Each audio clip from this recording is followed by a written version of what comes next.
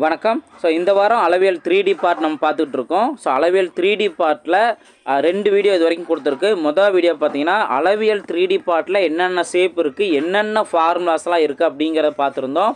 அதில் முக்கியமாக பார்த்தீங்கன்னா அளவியல் கான்செப்டில் மோஸ்ட்லி கன அளவு வால்யூம் கான்செப்டில் அதிகமாக கேட்பாங்க. ஸோ இருந்தாலும் மற்றதும் வலைபரப்பும் சரி, மொத்த புறப்பரப்பும் சரி, இதுவும் கொஸ்டின் கேட்பாங்க. ஃபார்முலாவே கொஸ்டினாக கேட்பாங்க. ஸோ அந்த மாதிரி விஷயங்கள்லாம் நம்ம ஆல்ரெடி பார்த்துருந்தோம்.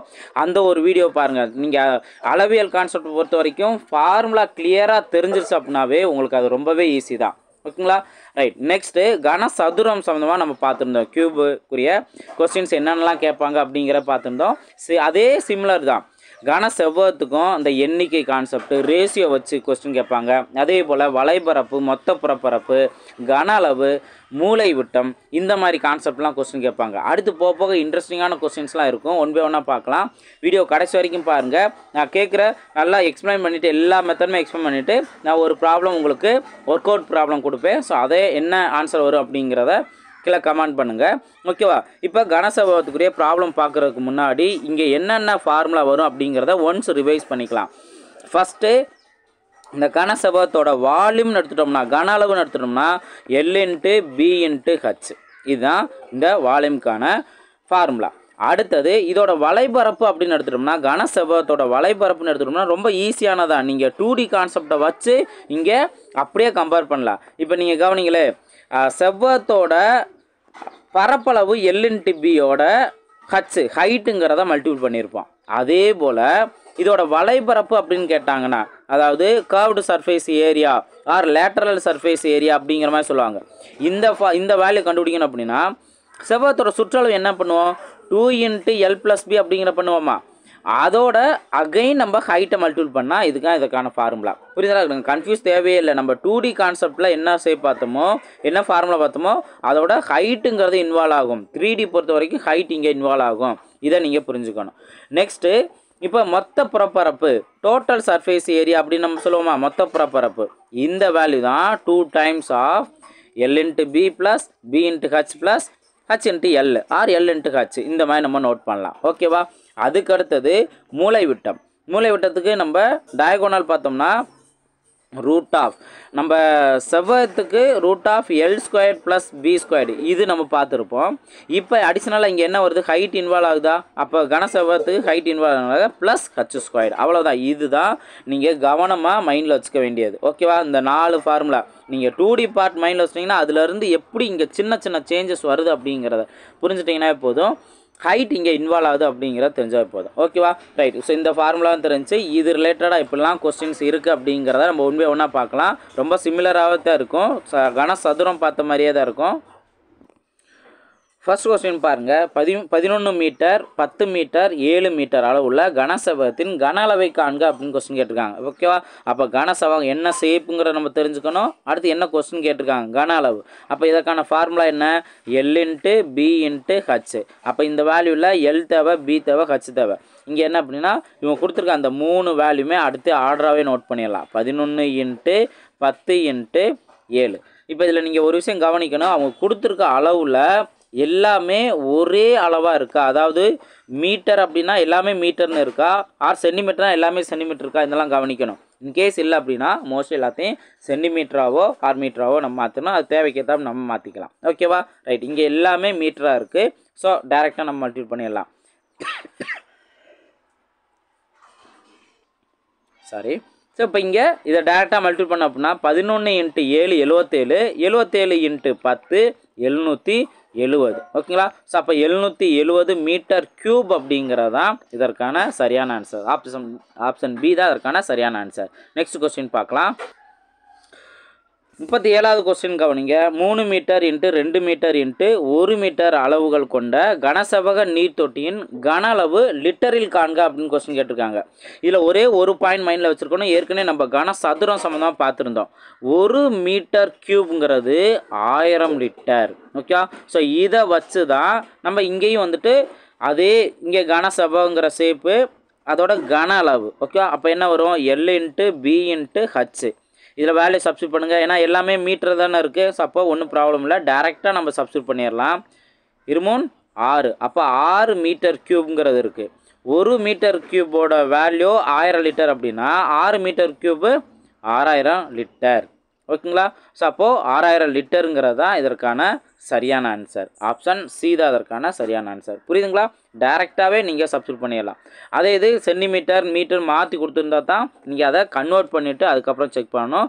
அடுத்த கொஸ்டின் அதுதான் இருக்கும். ஸோ அது ஒரு கொஸ்டின் பார்த்துடலாம். ஸோ இந்த கொஸ்டின் கவனிங்க.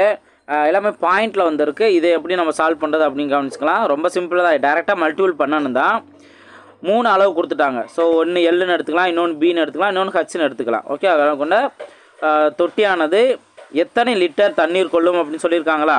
அப்போ இது எல்லாத்தையும் மல்டிபிள் பண்ணுங்கள். 3.8 இன்ட்டு 2.5 இன்ட்டு 1.6. நீங்கள் என்ன பண்ணலான்னா ஃபஸ்ட்டு நம்பர் எல்லாமே வந்துட்டு பாயிண்ட் இல்லாமல் 38 இன்ட்டு 25 இன்ட்டு 16ன்னு இருந்ததுன்னா எப்படி நம்ம மல்டிபிள் பண்ணுவோம்? இப்போ இதில் 25ஆல் மல்டிபிள் பண்ணோம் அப்படின்னா ஜஸ்ட்டு நீங்கள் 100/4 அப்படிங்கிறது போடலாம். எந்த வேல்யூக்கு இந்த வேல்யூக்கு நீங்கள் போடுங்க. ஏன்னா 25ங்கிறது 100/4. அப்போ இதை அடிச்சு கொடுத்தாலும் 25 தானே கிடைக்கும். அப்போ ஈஸியாக அப்போ 16ஓட 2 0 சேர்த்துட்டு 4 நீங்கள் டிவைட் பண்ணுங்கள், 400ன்னு இருக்கும். அப்போ இந்த 2 நம்பரை மல்டிபிள் பண்ணிங்க அப்படின்னா உங்களுக்கு 400ன்னு கிடச்சிரும். இப்போ நம்ம டேரெக்டாக இந்த 38ஆல் மல்டிபிள் பண்ணலாம். 38 இன்ட்டு 400 இதையும் நீங்கள் ஈஸியாக மல்டிபிள் பண்ணிடலாம். 4ஆல் மட்டும் மல்டிபிள் பண்ணுங்கள். 4 8 32க்கு 2 பேலன்ஸ் 3. அடுத்தது இன்னும் 12 12 3 15 152 இந்த 00. ஓகேவா? அவ்வளோதான், வேலை முடிஞ்சிச்சு. இப்போ தான் ஒவ்வொருலுமே ஒவ்வொரு டிஜிட் இருக்கா? அப்போ 3 டிஜிட்னா 3 டிஜிட்டுக்கு முன்னாடி புள்ளி வைக்கணும். 1 2 3. அப்போ 3 டிஜிட்டுக்கு முன்னாடி புள்ளி வச்சு அப்படின்னா 15.2ன்னு கிடைக்கும். ஓகேங்களா? இப்போ 15.2ங்கிறதா மீட்டர் கியூபோட வேல்யூ, கன அளவோட வேல்யூ. இப்போ அவங்க லிட்டரில் கேட்குறாங்களா? 1 மீட்டர் கியூப்ங்கிறது 1000 அப்படின்னா அப்போது 15.2 மீட்டர் கியூப் இன்ட்டு 1000. அப்போ இதை என்ன பண்ணுவான்? அப்படியே 3 டிஜிட், இந்த பாயிண்ட்டுங்கிறது 3 டிஜிட்டுக்கு அடுத்து போகும். அதாவது 15.2ன்னு இருந்தது 3 டிஜிட். ஓகே, ஒரு டிஜிட்னா அந்த 2க்கு அடுத்து வரும். அடுத்து இன்னொரு ஒரு டிஜிட் வரணும், 1 0 சேர்த்துக்கணும். அடுத்து ஒரு டிஜிட்டுங்கிறத சேர்த்துக்கணும், இன்னொரு டிஜிட். அப்போ 15 2 0 0 15 2 0 0 இதுதான் நமக்கு தேவையான ஆன்சர். ஆப்ஷன் பி தான் அதற்கான சரியான ஆன்சர். புரியுதுங்களா? நெக்ஸ்ட் கொஸ்டின் பார்ப்போம். 43வது கொஸ்டின் கவனிங்க. 5 மீட்டர் 3 மீட்டர் 2 மீட்டர் அளவுள்ள ஒரு குழி மணலால் நிரப்பப்படுகிறது. 1 கன மீட்டர் மணல் விலை ரூபாய் 500. குழியை மூடுவதற்கான மொத்த தொகையானது அப்படின்னு கொஸ்டின் கேட்டிருக்காங்க. ஸோ குழியை மூடணும் அப்படின்னா இதோட கன அளவு தான் நம்மளுக்கு தேவை. ஓகேவா? ஸோ அப்போ இங்கே கன அளவு கண்டுபிடிக்கணும் அப்படின்னா என்ன பண்ணலாம்? 3 value L into B into H, இதான கன அளவுக்கான ஃபார்முலா. 3 மல்டிபிள் பண்ணிடலாம். என்ன வரும்? 2 6 6 5 30. ஓகேங்களா? ஸோ அப்போ 30 மீட்டர் கியூப்ங்கிறது 1 கன மீட்டர். 1 metre கியூபோட value 500. அப்போ 30 இன்ட்டு 500ங்கிறது தான் 15 15 இந்த 3 0. ஓகே, இதுதான் அதற்கான ஆன்சர். ஜஸ்ட் அமௌண்ட் கொடுத்தனால என்ன பண்ணணும், அடுத்த ஸ்டெப் என்ன பண்ணணுங்கிறத நம்ம பார்க்குறோம். அதே இது நீங்கள் இந்த 44வது கொஸ்டினை கவனிங்க. கனசப பெட்டி ஒன்றின் அடிப்பக்கம் சதுரமாகவும் அச்சதுரத்தின் பக்கம் A சென்டிமீட்டராகவும் பெட்டியின் உயரம் B சென்டிமீட்டராகவும் இருப்பின் அதன் கன அளவு என்ன அப்படின்னு கொஸ்டின் கேட்டிருக்காங்க. ரொம்ப சிம்பிளான ஒரு கான்செப்ட் தான். அதாவது அதோட பேஸ் சைடுங்கிறது ஏன்னு மென்ஷன் பண்ணிட்டாங்க, அதோட ஹைட்டை பின்னு மென்ஷன் பண்ணிட்டாங்க. இப்போ நம்ம என்ன பண்ணுவோம் அப்படின்னா எப்பயும் போல் கனசபகத்தோட கன அளவு இதான் நாங்கள் கேட்குறாங்க. அப்போ L into B into H. இதில் ஹைட் வேல்யூ மட்டும் இங்கே என்ன கொடுக்குறாங்க அப்படின்னா ஹைட் வேல்யூ மட்டும் அவங்க பி சென்டிமீட்டர் கொடுத்துருக்காங்களா? அப்போ நான் ஹைட்டுக்கு பதிலாக பின்னு மென்ஷன் பண்ணிடுறேன். நெக்ஸ்ட்டு அதோட அடிப்பக்கம் சொல்லிட்டாங்களா? அதாவது கனசபகத்தோட அடிப்பக்கத்துக்கு நம்ம என்ன பண்ணலாம்? ஜஸ்ட்டு பரப்பு தானே, எல் இன்ட்டு பிங்கிறது தானே. அதைத்தான் அவங்க என்னன்னு சொல்லிட்டாங்க? ஒரு சதுரத்தோட பக்கம்னு சொல்லிட்டாங்க. அப்போ சதுரத்தோட பக்கம்னா அதை ஏன்னு மென்ஷன் பண்ணிட்டாங்கன்னா அப்போ நம்ம சதுரத்தோட பரப்பளவு A இன்ட்டு A அப்படி தான் நோட் பண்ணுவோம். அப்போது இங்கே ஏங்கிற நோட் பண்ணிடலாம், இங்கேயும் நம்ம ஏ நோட் பண்ணிடலாம். இதைத்தான் நம்ம மல்டிபிள் பண்ணோம். A into A squared into B A squared into B centimetre கியூப்ங்கிறது தான் கரெக்டான ஆன்சர். ஆப்ஷன் சி தான் அதற்கான சரியான ஆன்சர். புரியுதுங்களா? அவங்க கொடுத்துருக்க மாடிஃபிகேஷனை கரெக்டாக இந்த பேசிக் ஃபார்முலாவில் இருந்தே நம்ம சேஞ்ச் பண்ணிடலாம். சேஞ்ச் பண்ணோம்னா நமக்கு தேவையான ஆன்சர் வந்துடும். நெக்ஸ்ட் கொஸ்டின் பார்ப்போம். 45வது கொஸ்டின் கவனிங்க. 2 மீட்டர் 2 மீட்டர் மற்றும் 1 மீட்டர் ஆகியவற்றை முறையே நீள அகல உயரங்களாக உடைய கனசபகத்தின் வெளிப்பரப்பு காண்க, அதுவும் மீட்டர் ஸ்கொயரில் காண்க அப்படின்னு சொல்லிட்டாங்க. ஓகேவா? இங்கே நம்ம வெளிப்பரப்புனாலும் மொத்த புறப்பரப்புனாலும் ஒன்று. ஓகேவா? சர்ஃபேஸ் ஏரியா அப்படின்னு மென்ஷன் பண்ணிட்டாங்களா? லேட்ரல் சர்ஃபேஸ் ஏரியான்னு மென்ஷன் பண்ணால் தான் நம்ம அந்த வலைப்பரப்பு மட்டும் நம்ம பார்க்கணும். இது பார்த்தோன்னா வெளிப்பரப்பு அப்படின்னாவே மொத்தம் வெளியில் எவ்வளவு பரப்பு இருக்கோ அதான் மொத்த புறப்பரப்புன்னு நம்ம பார்க்குறோம்.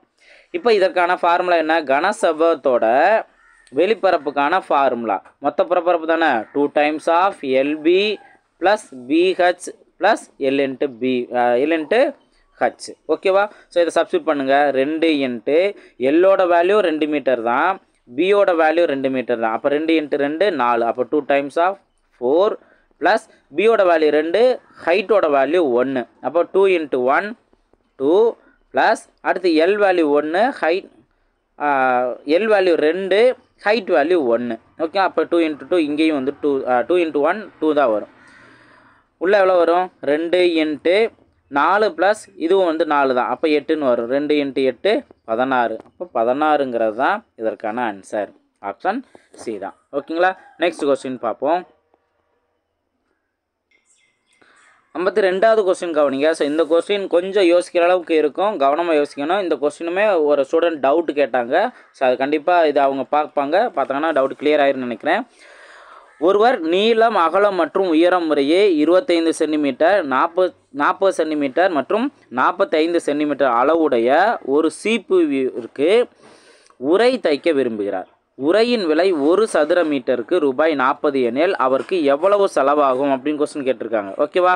இப்போ இதில் என்ன சேஞ்சஸ் அப்படின்னா, இவங்க சொல்லியிருக்கிறது பார்த்தோம்னா 1 சதுர மீட்டருக்கு 40 ரூபான்னு சொல்லியிருக்காங்க. ஆனால் அவங்க கொடுத்துருக்க அளவு பார்த்தோம்னா எல்லாமே சென்டிமீட்டரில் இருக்குது. ஓகேங்களா? அப்போது நம்ம ஃபஸ்ட் என்ன பண்ணணும், இந்த சென்டிமீட்டர் பூரா நம்ம மீட்டராக மாற்றிக்கிறதுக்கு நல்லது.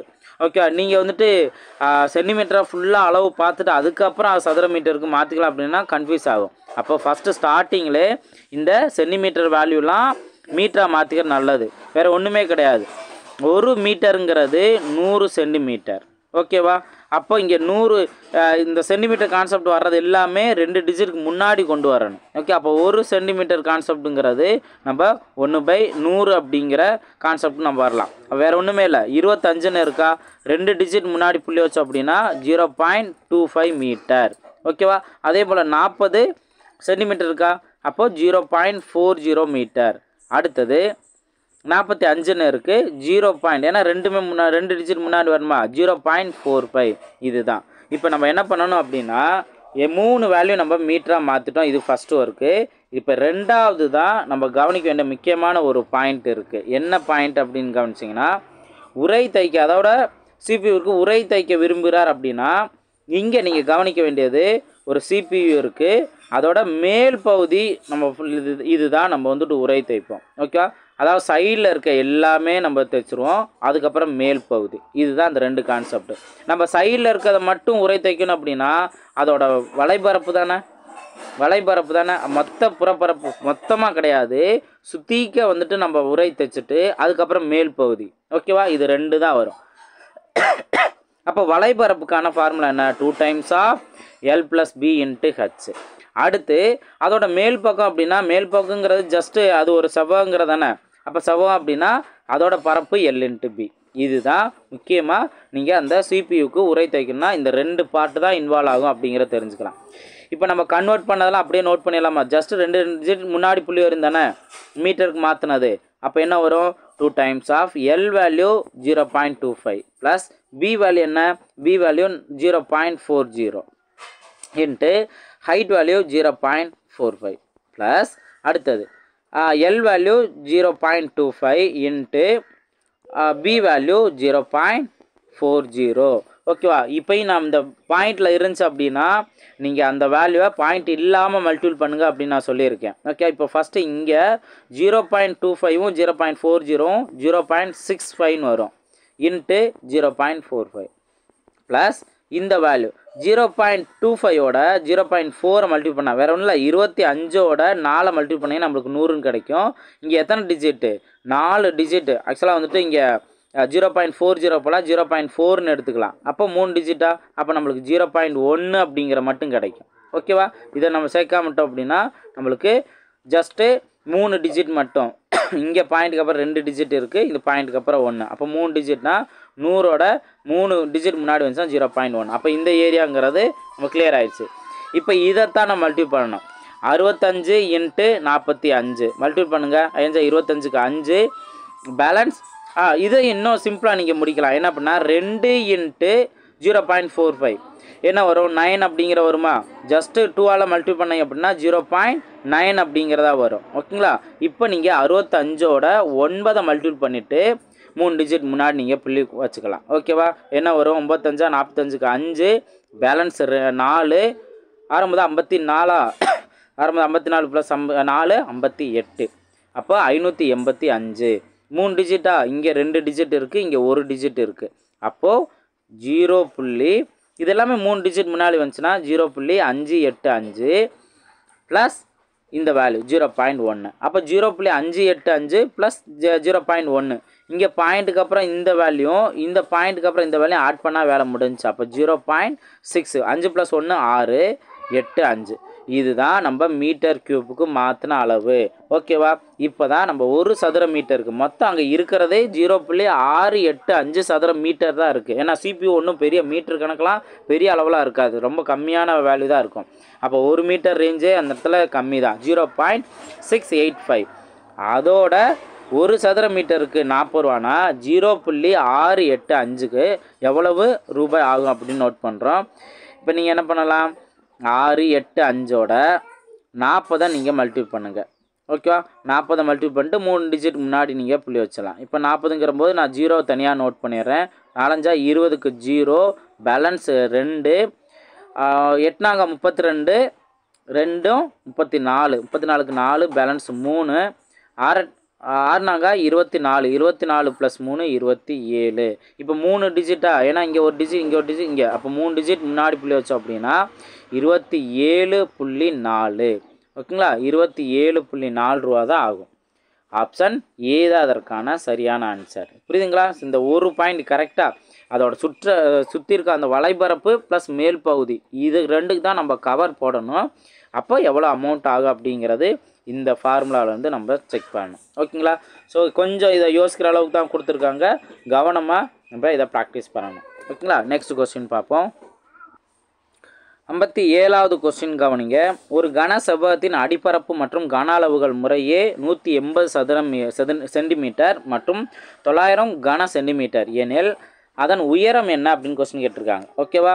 இப்போது என்ன ஷேப்பு? கன செவ்வகம். அதில் 2 வேல்யூ. அடிப்பரப்பு இங்கே கொடுத்துருக்காங்க. அடிப்பரப்போட வேல்யூ 180 சதுர சென்டிமீட்டர். கன அளவோட வேல்யூ இவங்க கொடுத்துருக்க அந்த 900 கன சென்டிமீட்டர். இப்போ இதில் கன செவ்வகத்தோட கன அளவு என்ன நோட் பண்ணுவோம்? L × B × H. ஓகேவா? நம்ம ஹைட் வேல்யூ தான் நம்ம கண்டுபிடிக்கணும். இதோட வேல்யூ அவங்க 900ன்னு கொடுத்துட்டாங்க.